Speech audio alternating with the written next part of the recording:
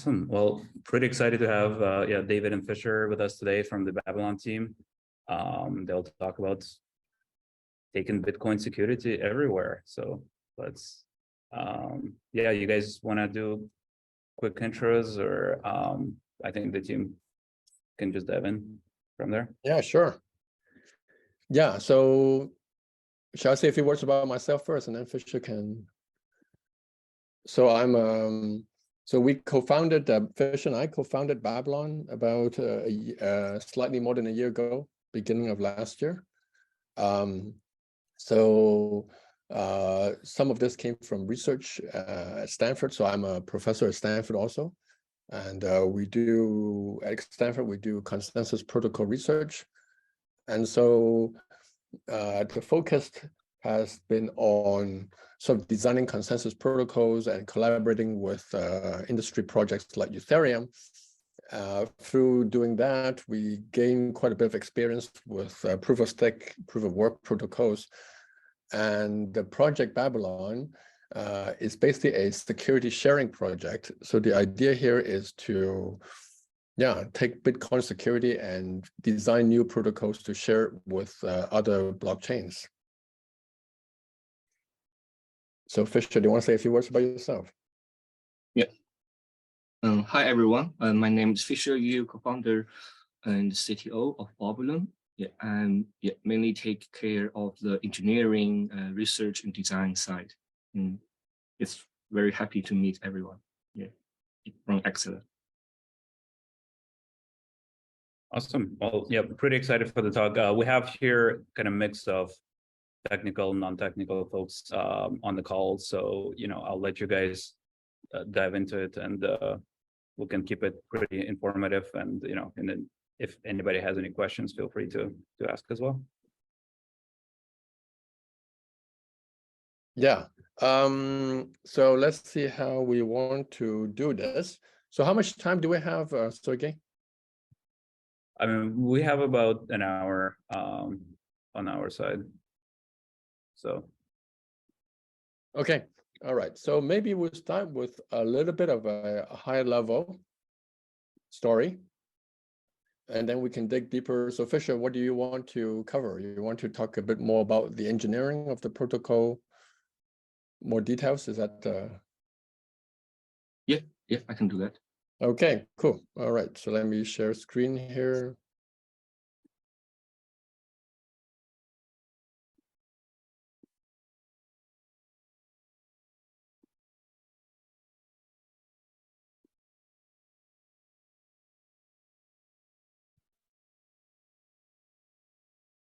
Yeah, so our project is basically about sharing Bitcoin with the world. So that's sort of the title.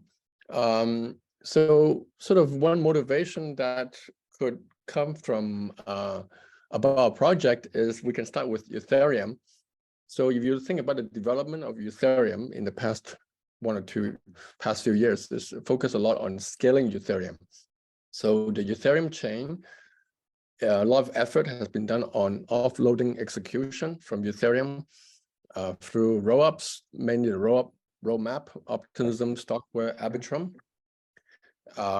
data availability layer, such as Celestia, Eigen layer, which is offloading storage and communication, and adding interoperability. Not speaking on.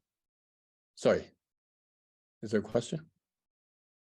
Okay, so so after you do all this offloading, execution, storage, communication, then what is the main role of Ethereum, the main chain? So Ethereum true value is really in significant part is security. So that sort of got us thinking that, hey, Ethereum as a source is really a source of security to support this broader ecosystem. And so in some sense, scaling Ethereum is really designing good protocols to share the security of Ethereum with this rest of the ecosystem. So that led us to think about this, which is, hey, Ethereum is certainly a strong source of security, but there's another arguably stronger source of security, which is Bitcoin. And so if you look at the history of Bitcoin, there has been also a lot of effort in scaling Bitcoin, starting with projects like Lightning, scaling Bitcoin itself, but also building sort of side chains on Bitcoin, like Namecoin, one of the earliest history, RSK, Stacks. So all these projects are sort of side chain to try to build on top of Bitcoin. So if we take this point of view, then of sharing security, then one can in fact tries to build an even bigger picture around Bitcoin, which is basically take any existing blockchain, and tries to share the security of Bitcoin with all these existing blockchains. And so that's sort of the broader vision of the project, which is to build on Bitcoin security and to design security sharing protocols with Bitcoin. So Bitcoin really has two very interesting properties that makes it a very good source of security sharing. Number one is that it is a proof of work chain.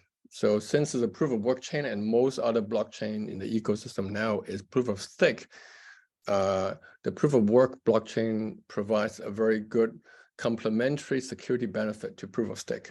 So basically, roughly one way of thinking about this is the following. Proof of stake blockchain has very strong security property at a fast time scale. So they give you fast finality, a few seconds finality, etc.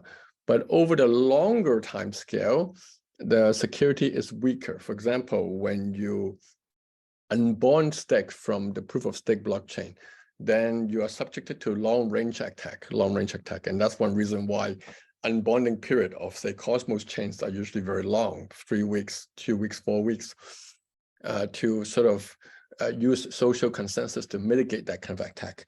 Proof of work, on the other hand, at a very short time scale, is a weak security, like it's very slow, it's relatively slow. On the other hand, over a longer time frame, the security gets stronger and stronger because you have to do physical work to revert a chain, to build a new fork. So proof of work is very strong over a longer time scale. And so if you combine these two types of blockchains together, a proof of work type a Bitcoin chain with proof of work support, together with a proof of stake chain, that could give you a very good security benefit. That's number one. Number two is, of course, Bitcoin has almost 600 billion asset and a very long 14-year track record. So that is also a very strong source of economic security. So that sort of attract us to build on Bitcoin and try to use Bitcoin security to benefit the rest of the blockchain ecosystem.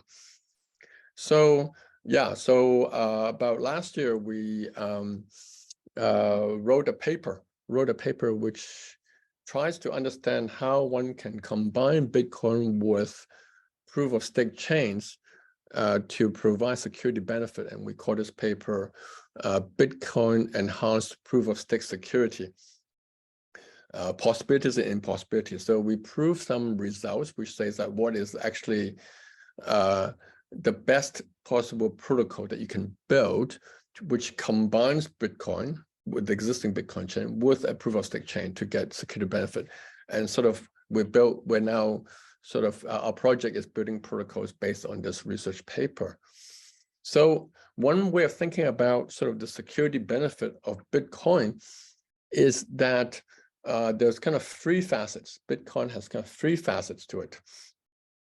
So the first facet is that it is a timestamping server. It is a timestamping server.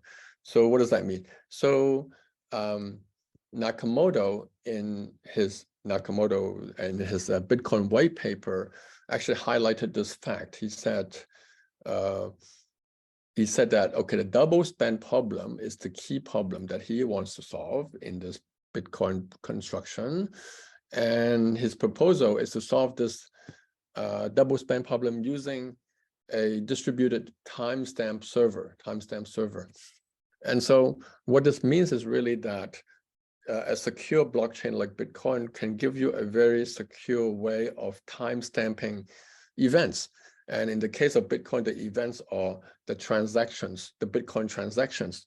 But you can also use it to timestamp events that are happening outside the Bitcoin chain, And so that is the key here. So in our case, when we want to use a secure proof of stake chain, we use it to timestamp transactions that are happening on a proof of stake chain.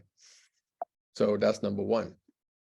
Number two is that you can also think of Bitcoin not only as a timestamping server, but it also can supply block space, block space. So recently, in the past few months, the Ordinotes NFT is a good example, which shows that in fact the Bitcoin block space can be quite valuable. And however, if you do a calculation, the block space of Bitcoin is rather limited. It's about 53 kilobits per second. That's roughly the throughput of Bitcoin, even if you use Taproot to make the block size as big as possible, which is 4 megabytes per block, 4 megabytes per block. So this is a limited block space. So it's of value to try to maximize the value, to use it in a careful manner. So the third aspect is that Bitcoin is not only a blockchain, not only a timestamping server, not only has block space, but it's also an asset. It is a $500+ billion asset. And so this asset itself could potentially provide security. And so basically our project is basically taking these three aspects of the Bitcoin and design security sharing protocol from Bitcoin to proof of stake chain. So we have built a timestamping server using Bitcoin as a timestamping server to do timestamping on proof of stake chains. So that's what we've built. And in fact, we've launched a testnet. So we'll go a little bit more detail into the testnet. We are also designing a protocol which uses Bitcoin as a data availability layer. So you may have heard of projects like Rollkit, who uses Bitcoin as a data availability layer. So our protocol is somewhat different in the sense that we're not saying that we should dump all the data of a proof of stake chain or rollup onto Bitcoin, but to use Bitcoin as like a censorship resistance layer, so that if there is censorship happening on the proof of stake chain, the data can be put on Bitcoin as a way of overcoming the censorship on the proof of stake chain. And finally, Bitcoin is an asset. So we are designing a new protocol which allows us to securely stake the BTC asset onto a proof of stake chain. So that's sort of a summary of what kind of security sharing protocols we have built and we are building right now. Okay, so that's the overview of the project. So Fisher, do you want to do a quick demo of the BTC timestamping that we built, the testnet that we built, and then we can perhaps have some discussion? Yeah, sure. Before that, I saw in the chat board there's a question, right? Oh, sorry, I didn't see the chat box. Yeah, no worries. It's not a question though, it's a statement. Oh yeah, it's comment. Yes. Yeah. Okay, so I think it's okay. Okay. Great. So let me take the screen. So can we? Sharing. I'll stop sharing and I'll let you share. Yep. Thank you.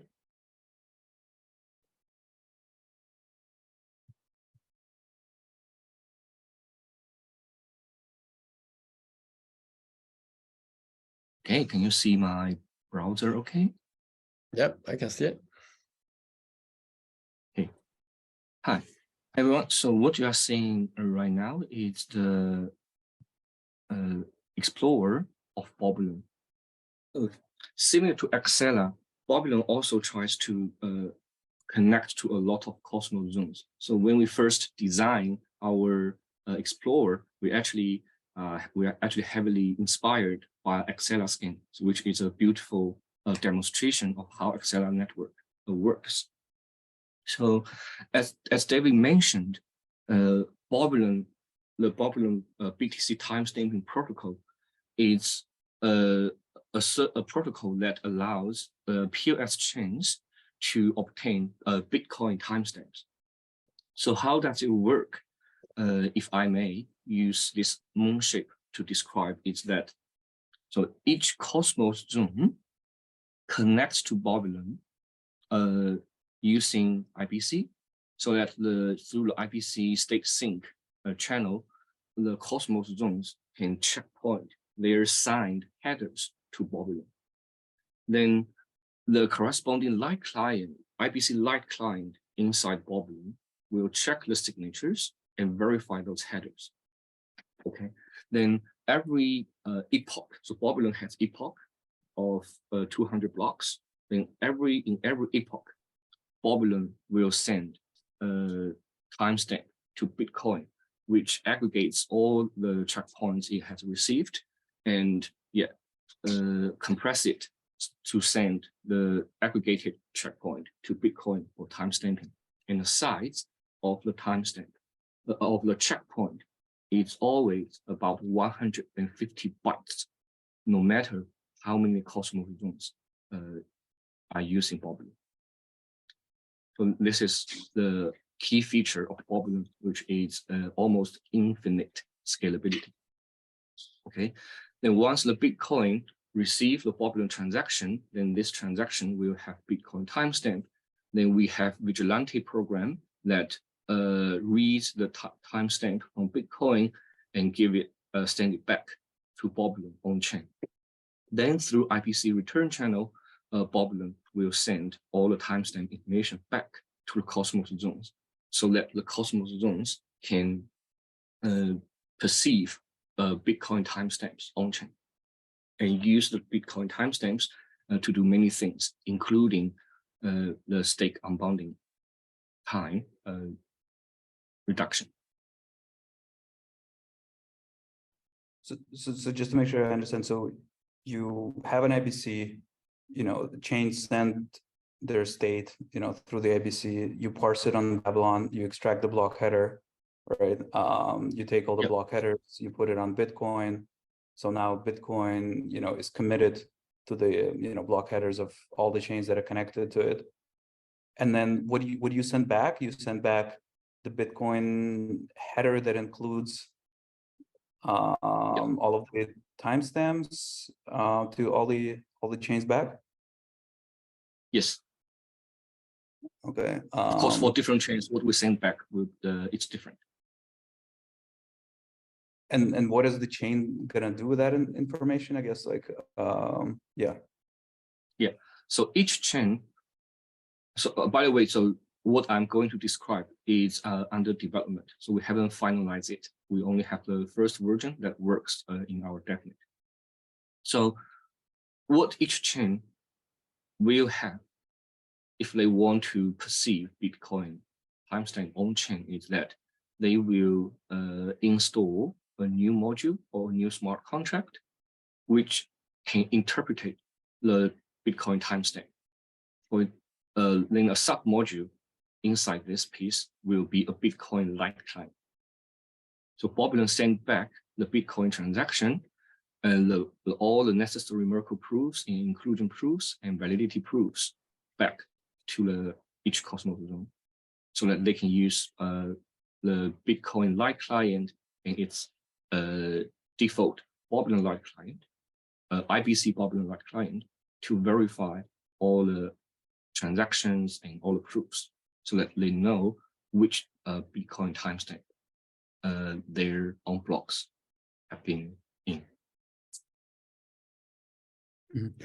And so, sorry, just to trace this a little bit. So and then the goal is that, so now the proof of stake chain, is timestamped on Bitcoin, right? And we want to claim that, you know, any type of attack on a proof of stake chain, like a fork, you know, a long range attack, can be resolved by looking at the timestamps on, you know, Bitcoin, right, and comparing against those, and then, you know, finding the right, you know, history. Yes, correct. So just to clarify, in order to achieve what Sergey you just described, like preventing long-range attacks, at a node level, we don't indeed need to send the data back. Okay, so you can think of Babylon here as an oracle. I'll go to the oracle view. As an oracle here. So once a Cosmos zone send its header to Babylon and get Bitcoin timestamped, Babylon becomes an oracle about what has happened to this chain. For example, for Osmosis, okay, the latest Osmosis block timestamp by BTC is this 505748. By the way, this is the Osmosis latest testnet 5, okay, with this hash. So this is the latest Osmosis block that Babylon and Bitcoin has seen. Okay. Then we ask ourselves, what's the latest Osmosis block with the 101 BTC confirmations? So this is like long enough to make sure this Osmosis block header is 100% confirmed with BTC's power. So this one, the last block with 101 BTC confirmations is Osmosis testnet 5 block 483537, and the hash is here. That means this Osmosis block header has been like finalized by BTC. This way, whenever an Osmosis node is in doubt or it's not sure about whether it is in a canonical Osmosis chain, they can always refer back to Babylon and Bitcoin to see whether what has been finalized by Bitcoin is also in the Osmosis fork or Osmosis chain it is currently in. So for this purpose, we don't actually need to send the timestamp back to Osmosis. The sending back part is mainly used for Osmosis to make on-chain decisions based on the timestamps, such as stake unbound.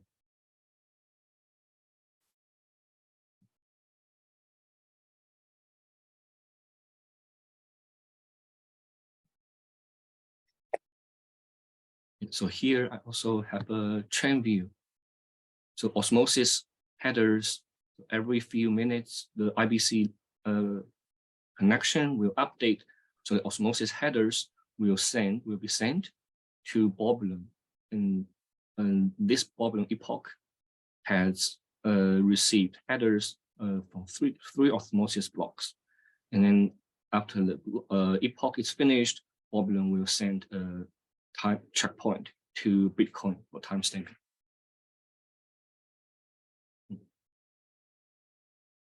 So that every stakeholder of Osmosis can use Babylon plus BTC as an oracle to examine what's the canonical history of Osmosis, so that everyone will achieve a consistent, very strong consistency in their view of Osmosis, which is the fundamental property of security that we would like to achieve, or any blockchain would like to achieve. Strong consistency among all the stakeholders. So what's the underlying, like, I guess, you know, security and like economic assumptions? The assumption is that Osmosis plus Babylon, you know, are not corrupt, right, during the posting of the block header to Bitcoin. Is that accurate? So because like, so if Babylon cheats, right, then it can try to post an incorrect timestamp on Bitcoin, but then I guess what does Osmosis do? Osmosis is not gonna resolve it or finalize it, or what's the resolution? Yeah, okay. So there are different scenarios, and at different scenarios, the way how we analyze security will be different. Assume only osmosis got attacked, okay, and it's forked. This will not be useful because Babylon will have the canonical version of osmosis secured by Bitcoin. So that means in order to revert the history of osmosis, you need to revert both Babylon and Bitcoin. Okay, if osmosis is not attacked, but Babylon is attacked, then osmosis will be fine because there's no fork in osmosis. Everyone has strong consistency. The only thing is that, okay, Babylon timestamping service will be temporarily unavailable. Babylon will not be able to forge any past future of osmosis because there's nothing. There's nothing Babylon can forge on without osmosis validator set to sign off the headers. Okay, and what if both osmosis and Babylon are compromised and have fork? That's also fine because the only source of truth here is Bitcoin. Okay, so the osmosis full node can use the Bitcoin, can scan the Bitcoin history to find out what is the canonical history, the true history about Babylon, and using the Babylon's true history to find out the true history of osmosis. So really the trust only relies on Bitcoin. That means, yeah, in order to successfully revert the history of osmosis and attack it, one has to revert the Bitcoin history. If you remember earlier, I mentioned the number of 101 confirmation. That means in order to revert osmosis, okay, one needs to revert a Bitcoin chain with a depth of at least 101, which is, as we all know, which is almost impossible in real world.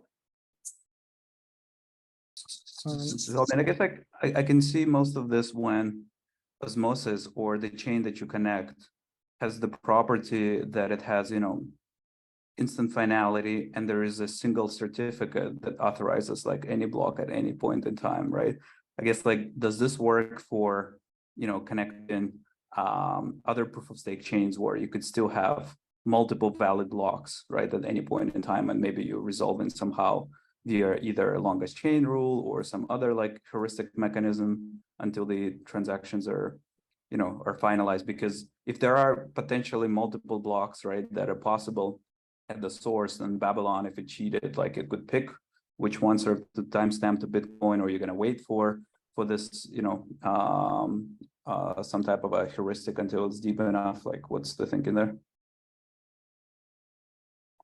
Yeah, Okay. so maybe I can say a few words please. about that, just to chime in here.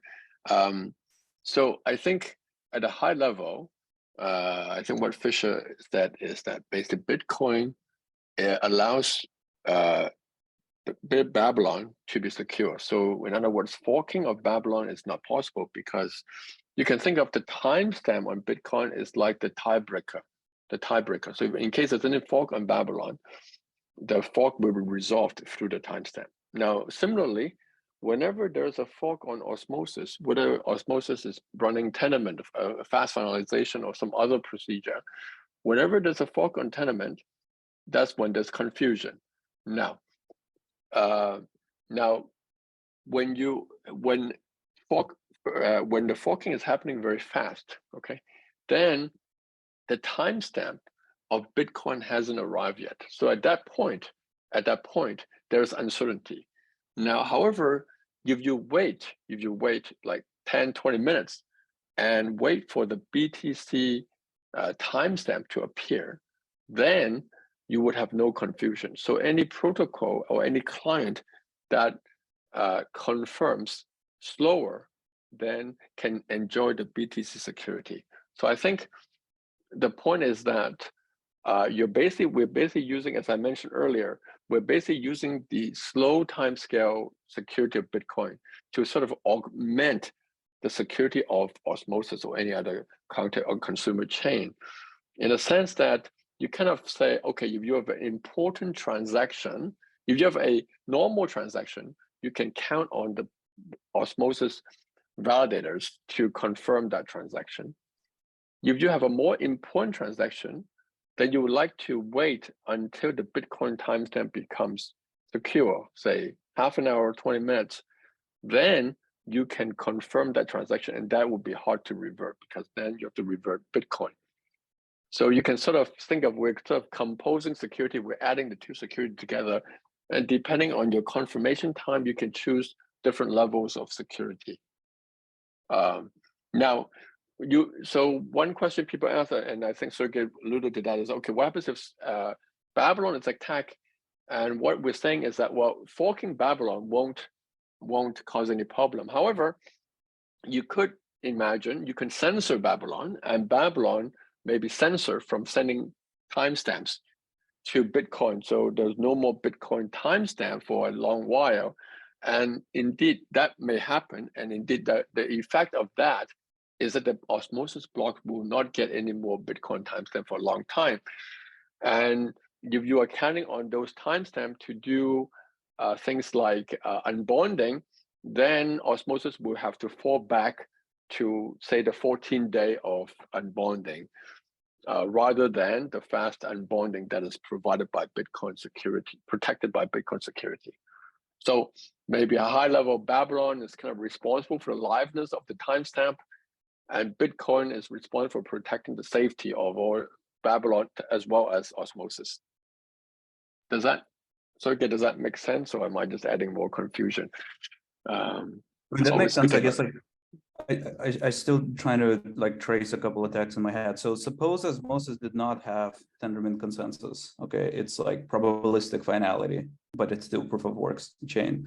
So suppose you have a block 750. Suppose there are two blocks that are valid, right? For a moment, and like, you know, only at the block like 760, one of them is going to be sort of finalized, right?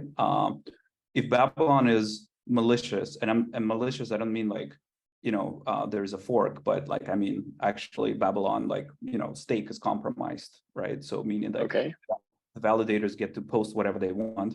That means the validators that are posting from Babylon could take any of the block 750. So there's two blocks, you know, for the slot 750.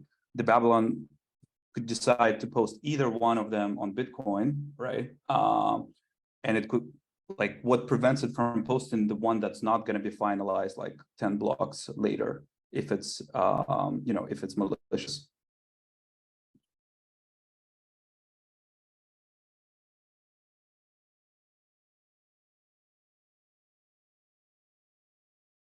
Yeah, so if so you're saying that, okay, there's a fork on osmosis, yes, if I understand correctly. I don't mean that there's a fork. I mean, like, osmosis is not running Tendermint. It's running, you know, a proof of stake consensus that could produce two blocks at a particular on the same height. It's up to the protocol for now until like the fork resolution is only, you know, applies like sometime later. Let's say that. Yeah. So there's a fork on. Sorry, there are two blocks in the same height on osmosis. Okay. And only one of them is timestamped by Babylon onto Bitcoin. Is that what you are saying? Okay. The other one does not have a timestamp at all on Bitcoin. Yeah. Okay. Right. Now, then the one that would have the Bitcoin timestamp will win. So that would enter into the consensus. What if on osmosis, then the other one actually becomes like finalized later? No. The osmosis will follow. So osmosis, the fork choice rule would take into account the timestamp onto Bitcoin. I see. But if I were to like push this even further, right? Like, what if I produce a valid osmosis block and withhold that, and then attack Babylon to send it to Bitcoin?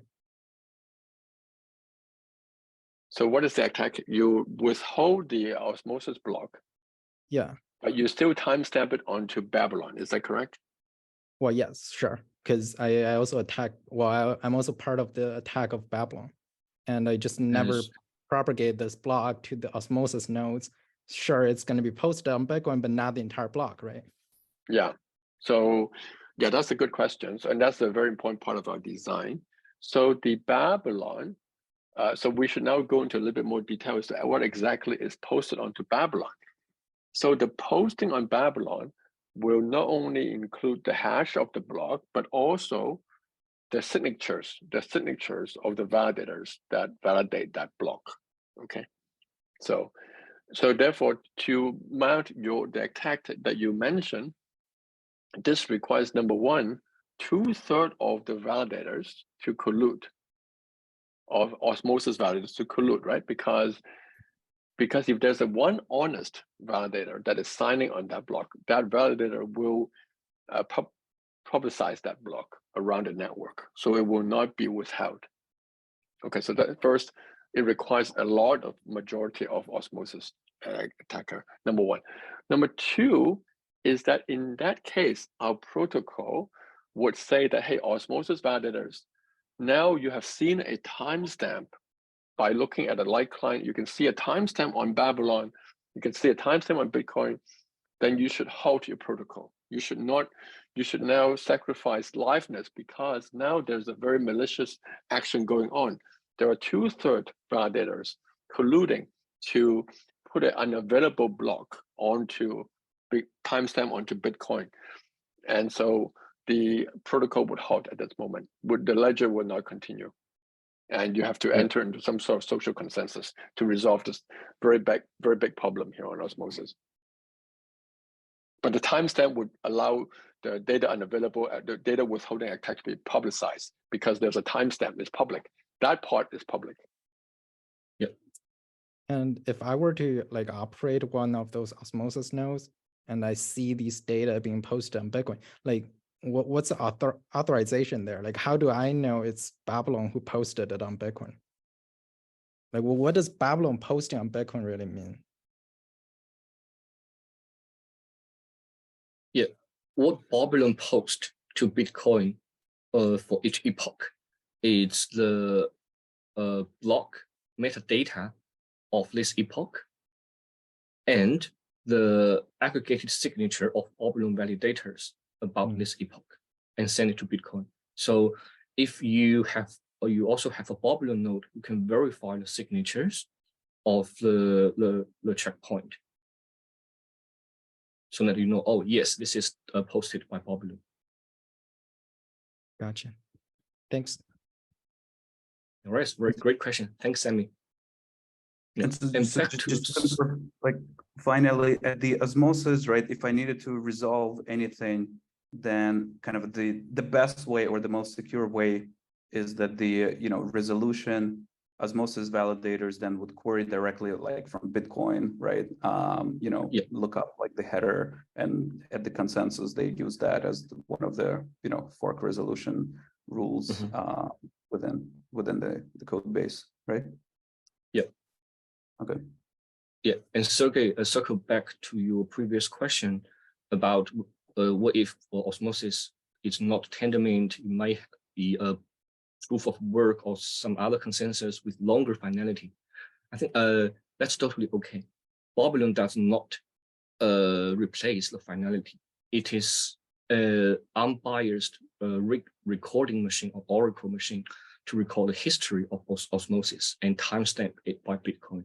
So whatever osmosis consensus rule or finality rule is, yeah, you can apply it to its history recorded by Babylon to decide what finalization, which version of osmosis is finalized by Bitcoin according to osmosis finality rule. And for this to happen, there's a underlying assumption that there's a honest IPC connection between the honest osmosis fork and Babylon, so that there shouldn't be the following case should not happen, where the osmosis chain confirms or finalizes one fork, but this fork is never seen by Boblin. There should be some honest IBC relayer that relays the honest or the finalized osmosis fork to Boblin.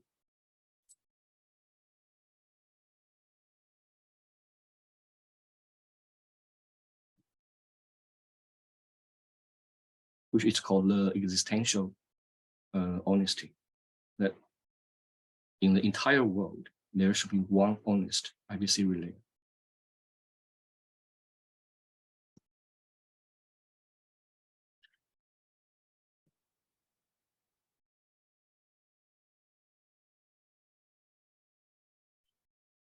Awesome.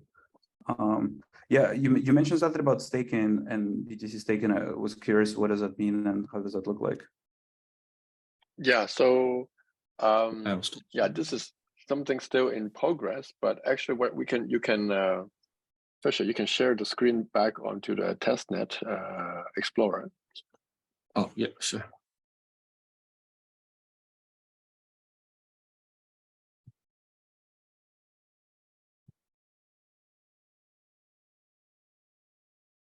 Yeah, so this is a work in progress, but if you look at this, testnet, right? So the Babylon is run by validators, Babylon validators. The Bitcoin timestamp is responsible for long-range security. Now, the short-range security of is provided by, say, the osmosis validators or the slave validators, the individual consumer chain.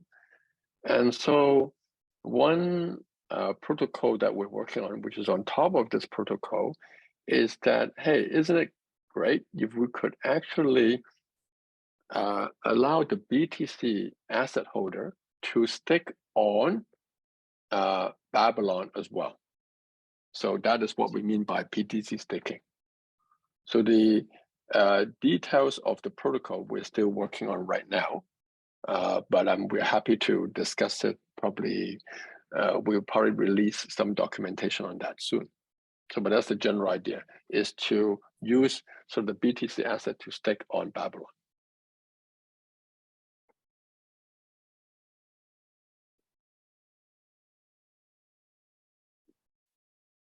Nice. And I guess just kind of a more general question, where you guys are at, right?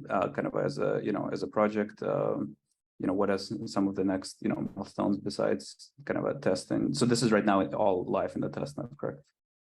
Yeah, that's right. So this is testnet, and I should say though that there's one mainnet here on this picture, which is Bitcoin. So Bitcoin is the mainnet. So we are actually paying transaction fees right now to timestamp onto Bitcoin. So Bitcoin transaction fees. The Babylon itself is a testnet. It's a Cosmos SDK chain. All these are partners. The 20 plus chains are also on the testnets. So yeah, Fisher, maybe you want to say a few words about what we want to, what are the next roadmap on this testnet? Yeah, sure. So currently, Babylon can only help Cosmos zones to obtain Bitcoin timestamp, but we do receive a lot of requests from other POS ecosystems that also wants to have Bitcoin security. For that to happen, so Babylon will need a smart contract capability, so which we have recently added. So we plan to to upgrade the Babylon testnet to have a smart contract in the next few weeks, so that other POS ecosystems such as Polkadot, Avalanche, and their subnets or sidechains can also connect to Babylon using the variation of IBC that the Cosmos community, IBC community is working on to obtain Bitcoin security. And this is one direction. Just to add to that point, we actually have Sergey and I had a chat when Sergey was visiting Stanford. Another way of getting BTC, allowing other chains outside Cosmos to get BTC timestamp is in fact maybe through Axelar, because Axelar has interoperability with many other chains outside the Cosmos ecosystem. So perhaps if Axelar is timestamping onto Babylon, then that would be able to, through that direction, to give timestamps to these other chains as well. That's another possibility. Yeah, they will. Then this will save a lot of work from us, so we can go to holiday sooner. Okay, so this is one direction. The next direction is what I mentioned earlier, is to push the timestamp back to the Cosmos zones so that they can perceive Bitcoin timestamp on chain and use the Bitcoin timestamp to make on-chain decisions, such as shortening the unbounding time and double confirming important transactions, and resolve forks and detect malicious attacks on chain. So that requires us to develop a piece of software, either in the form of a Cosmos SDK module or a smart contract, if the Cosmos zone has smart contract, to implement this mechanism to interpret the timestamp and provide the API for other modules of the chain to use the timestamp. So these are the two directions. More broader integration and deeper integration.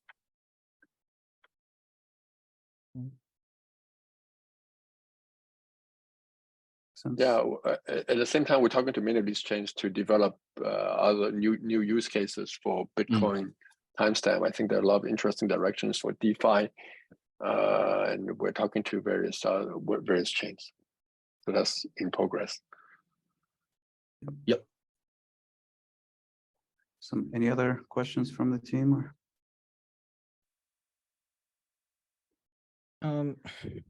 So while you were just saying that Babylon pushing the timestamp back from Bitcoin to these Cosmos chains, right? But at that point, it can be dangerous, right? Like at that point, they're required to trust Babylon for the information coming back, right? If they're not asking Bitcoin directly, well, obviously they cannot. But you see, I'm going with this. Like if they have to trust that data coming back from Babylon in order to make those on-chain decisions. Yeah, great question. So as I mentioned, this module will have a submodule called BTC Lite Client. And anyone can post Bitcoin headers to this BTC Lite Client, so that the BTC headers will not just come from Babylon. This will make sure what each Cosmos zone sees is always the longest Bitcoin chain. It is not the one given by Babylon. So this longest chain of Bitcoin serves as the truth about Babylon and about each Cosmos. Yeah, assume existential honesty. Assume existential honesty so that you have the longest chain.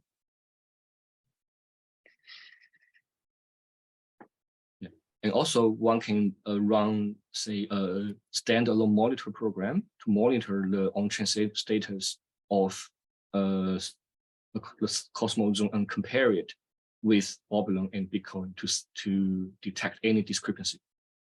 And such discrepancy, if any, is cryptographically provable.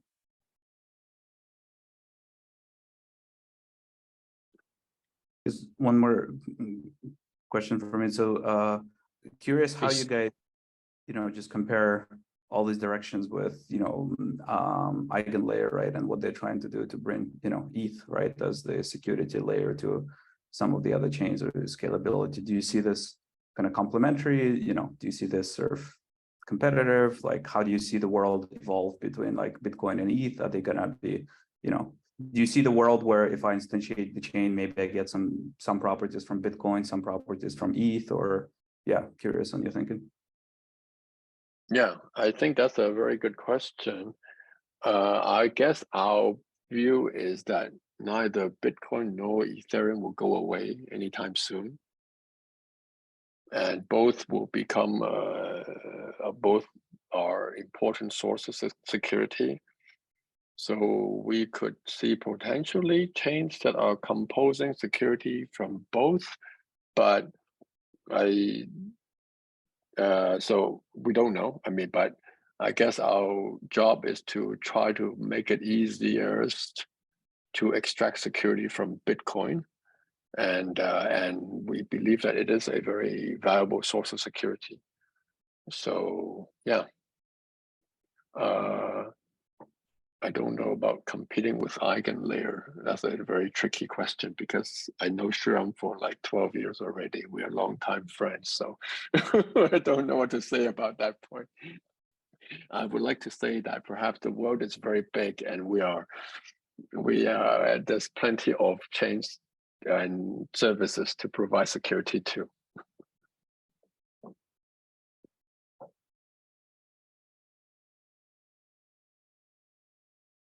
Yeah, I think that's where.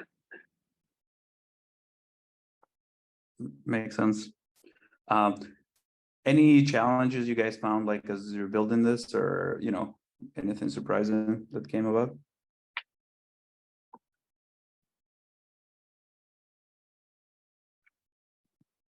Fisher, were you surprised? Do you get surprised? It's hard to surprise Fisher. He looks really calm and like stoic. Yeah, he's like a calming force in our team, I must say. I'm like, I don't know, not as calm as he is. Yeah, we did hit us a surprise did hit us in early on when we decided to serve Cosmos ecosystem first. We were thinking about how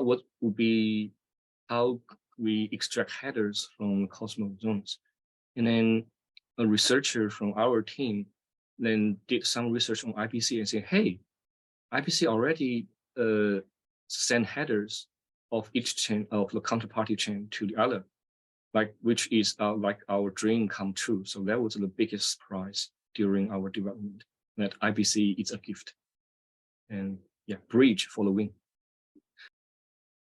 So somehow there seems to be some kind of meta result here, which somehow interoperability also facilitates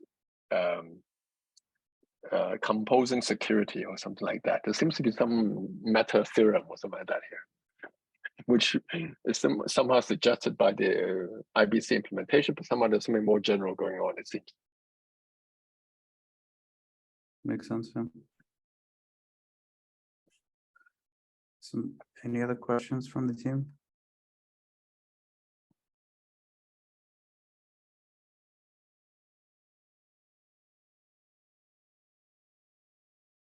All right. Okay. Awesome. Well, thanks, Dave. Thanks, Fisher. Yeah, looking forward to exploring more and seeing if we can collaborate and bring. Yeah, Bitcoin. it'll be great. It'll be great. Thank you. Thank you. Thanks, guys. Yeah, very nice meeting everybody. Bye bye. Thank you. Thank you, everybody. Great. Bye bye. Bye bye.